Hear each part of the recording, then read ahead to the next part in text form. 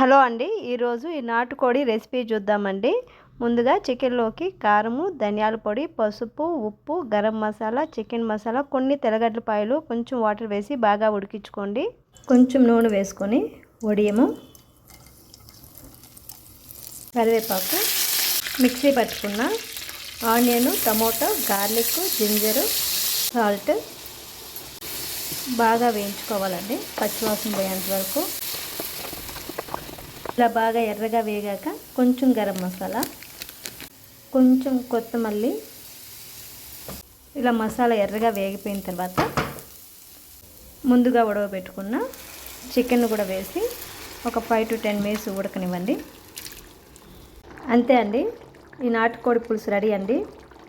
ఈ పులుసు వచ్చి ఇడ్లీకి సూపర్ కాంబినేషన్ అండి. మీరు కూడా ట్రై చేయండి. అలాగే మన ఛానల్ కూడా సబ్స్క్రైబ్ చేసుకోండి.